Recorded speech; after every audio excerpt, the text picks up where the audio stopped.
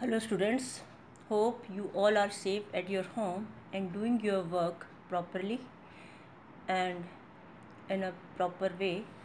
Today let us learn sentence structure.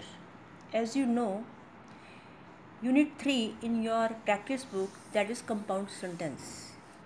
Before doing that unit, we have to understand sentence structure.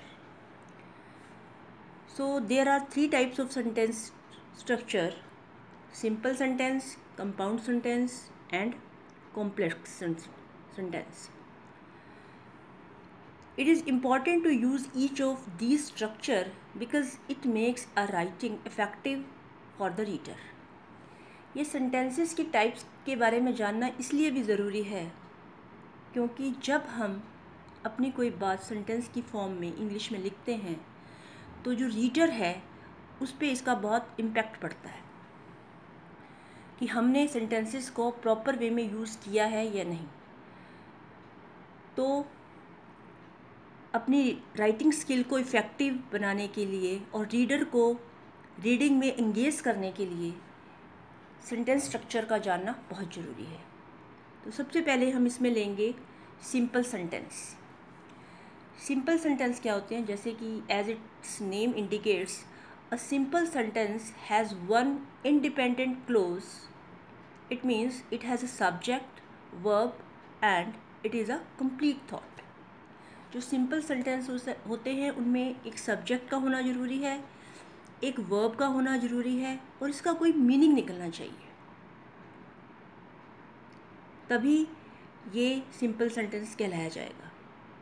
क्या चाहिए हमें? Subject, verb और it should be meaningful. For example, Gary open the door. अब इसमें Gary जो है subject है, verb क्या है? ओपन है. गैरी ने खोला, क्या खोला? डोर, दरवाज़ा खोला, तो ऑब्जेक्ट भी है. तो इसमें क्या है? एक कंप्लीट सेंटेंस का जो कंप्लीट मीनिंग नज़र आ रहा है. One another example, Sheetal ate ice cream. Again Sheetal is subject, ate is verb and ice cream is object.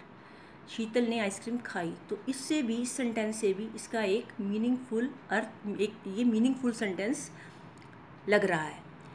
That's why it is called a simple sentence. तो सिंपल सेंटेंस के लिए हमें एक सब्जेक्ट, वर्ब और कंप्लीट थॉट का होना बहुत ज़रूरी है.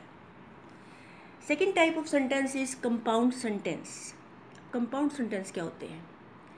Compound sentences are a combination of two or more independent clause joined together by a coordinated conjunction.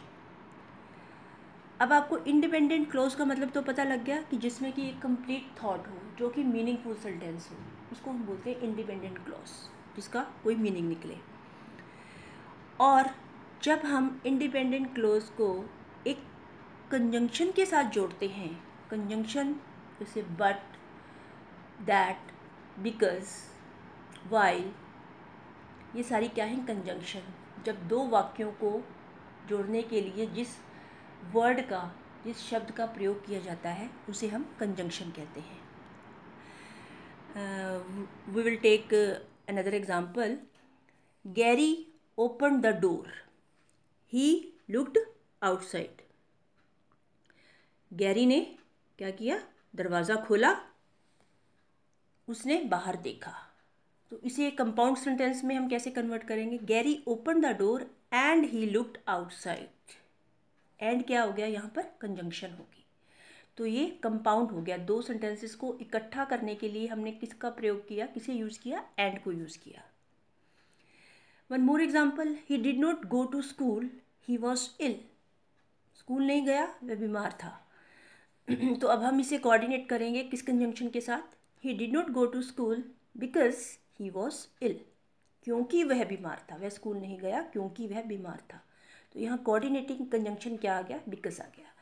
तो दो इंडिपेंडेंट क्लोज को जोड़ने के लिए हमने कंजंक्शन का यूज़ किया. अब आप अगर इन सेंटेंस को अलग अलग देखेंगे, जैसे गैरी ओपन द डोर, तो ये भी इंडिपेंडेंट क्लोज है, कंप्लीट थॉट है इसमें. गैरी ने दरवाज़ा खोला. ही लुक्ड आउटसाइड, आउटसाइड उसने बाहर देखा. ही सब्जेक्ट भी है, लुक्ड वर्ब भी है इसमें, उसने बाहर देखा, ये भी एक कंप्लीट थॉट है.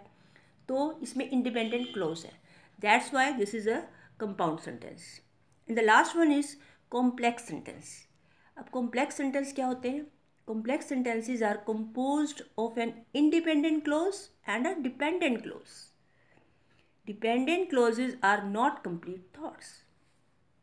अब कॉम्प्लेक्स सेंटेंस में हमने क्या लेना है? इंडिपेंडेंट क्लॉज भी लेनी है और डिपेंडेंट क्लॉज भी लेनी है। अब आपको इंडिपेंडेंट क्लॉज तो समझ आ गया, you understand what is independent clause. Now what is a dependent clause? Dependent clauses are not complete thoughts. जो डिपेंडेंट क्लॉजेज हैं वो कंप्लीट मीनिंग नहीं दे रहे हैं, उनका कोई अर्थ जो है वो सामने नहीं आ रहा है, तो उन्हें हम डिपेंडेंट क्लॉज कहते हैं, जो कि दूसरे पर निर्भर है। Example, when he won the award everyone cheered। जब उसने इनाम जीता, कोई अर्थ निकल रहा है इसका? जब उसने इनाम जीता क्या हुआ नहीं मालूम। everyone cheered, हर कोई खुश था। अब ये कंप्लीट हो गया कि सब खुश थे। अब यहाँ क्या है? when he won the award, ये है डिपेंडेंट क्लोज, ये निर्भर है किस पर? everyone cheered पर। एंड everyone cheered क्या है? इंडिपेंडेंट क्लोज, ये अपने आप में एक कंप्लीट थॉट है। तो I hope you all understand about the sentence structure. 3 types of sentences, simple, compound and complex. तो ये विद एग्जांपल मैंने आपको एक्सप्लेन किया है। ये इसीलिए एक्सप्लेन किया है ताकि जब हम प्रैक्टिस बुक की यूनिट 3 करें तो आपको कोई कन्फ्यूजन ना रहे। तो इसको एक बार गो थ्रू हो लीजिए, इनको समझ लीजिए कि कौन सा सेंटेंस क्या होता है, ताकि आपको चैप्टर करने में, यूनिट करने में, यूनिट की एक्सरसाइज करने में कोई प्रॉब्लम ना आए। तो you just go through it and take care. Thank you.